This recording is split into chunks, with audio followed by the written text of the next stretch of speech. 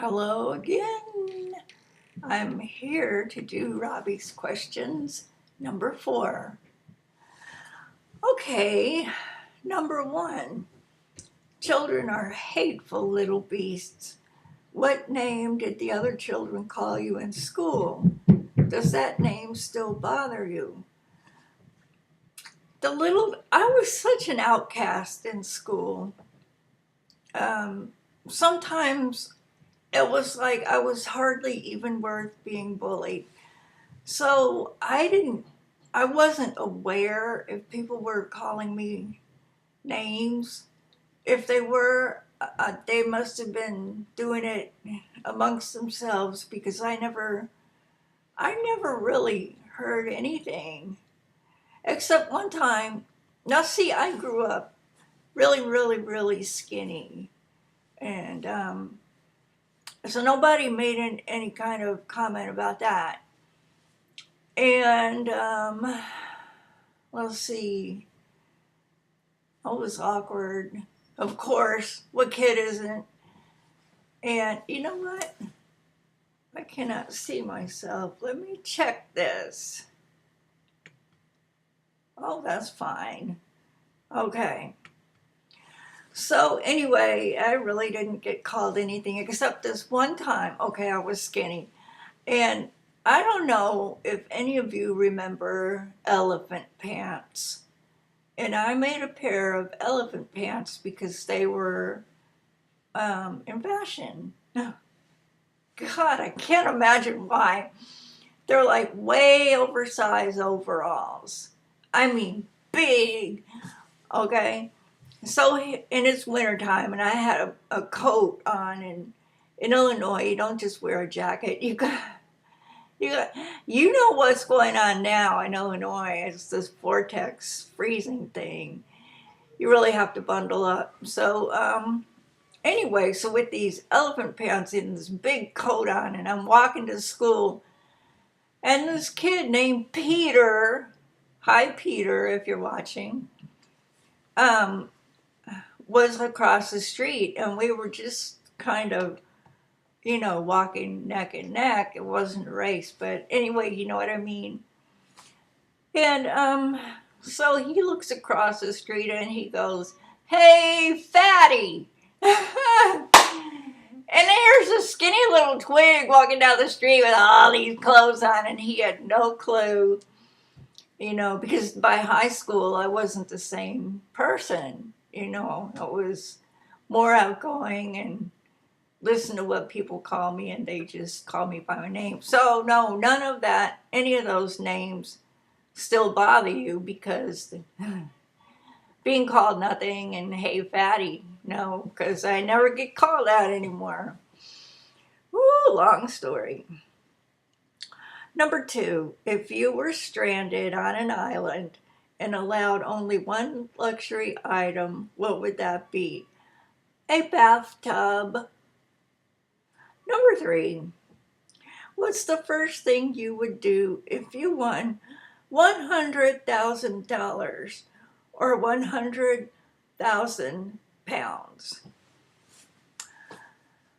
Well, the very first thing I would do is pay off my and Alex's student loans. I think we have 3, and well, we owe about $100,000, so there would be all that money gone, but those loans would be gone too.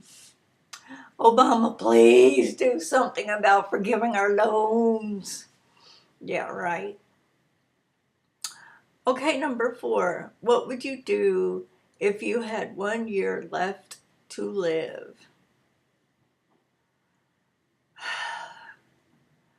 I guess, one thing that comes to mind is, getting rid of a lot of stuff, because I don't want to have people go through it and, have to truck it down to the dump or Salvation Army or whatever. They better not take it to Salvation Army. We don't patronize that store anymore. You remember that?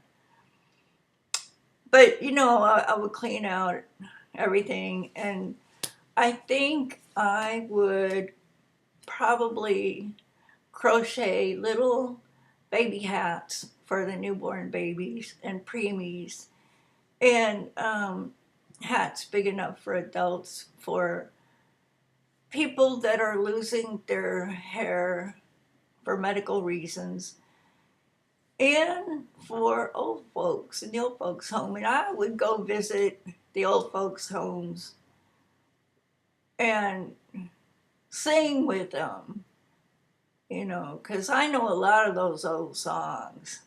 uh, I think I'm going to have to learning new old songs, because I'm thinking about songs from my grandmother's time. These people are younger than that.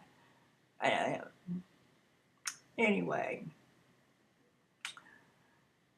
um, yeah, maybe go fishing. Number 5. Do you have any scars? And what is the most interesting story behind one of your scars? Well, it's actually behind 2 of my scars. I have a lot of surgical scars, and they are from removing things from my body and nasty falls.